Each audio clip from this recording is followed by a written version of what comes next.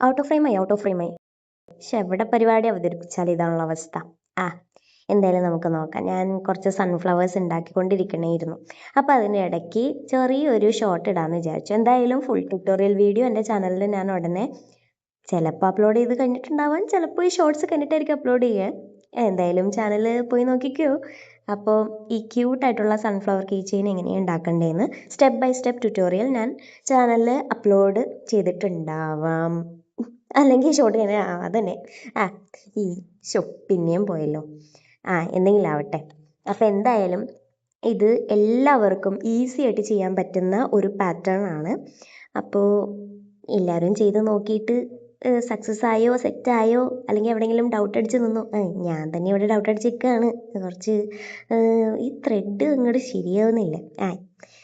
അപ്പോൾ നമ്മൾ പറഞ്ഞു വന്നത് ട്യൂട്ടോറിയൽ വീഡിയോ കണ്ട് എല്ലാവരും ചെയ്ത് നോക്കിയിട്ട് എങ്ങനെയുണ്ടെന്ന് പറയണം. പിന്നെ എവിടെയെങ്കിലും വെച്ച് എന്തെങ്കിലും സ്റ്റക്കായിന്നോ അല്ലെങ്കിൽ എന്തെങ്കിലും ബുദ്ധിമുട്ടുകൾ വന്നു അല്ലെങ്കിൽ എന്തെങ്കിലും ഡൗട്ട്സ് ഒക്കെ ഉണ്ടെങ്കിൽ ഇവിടെ വന്ന് കമൻറ്റ് ചെയ്യുക. അപ്പോൾ പിന്നെ ഇതുപോലത്തെ അടിപൊളി ട്യൂട്ടോറിയൽ വീഡിയോസ് കാണാൻ വേണ്ടിയിട്ട് എൻ്റെ ചാനൽ സബ്സ്ക്രൈബ് ചെയ്യാൻ മറക്കല്ലേ. പിന്നെ വേറൊരു കാര്യം എന്താണെന്ന് വെച്ചാൽ വേറെ കാര്യമൊന്നുമില്ല. കണ്ട, നമ്മുടെ കാര്യം കഴിഞ്ഞു. ഇങ്ങനെയാണ് ഫ്ലവർ ഇരിക്കുന്നത്. അപ്പോൾ ശരി, ബൈ.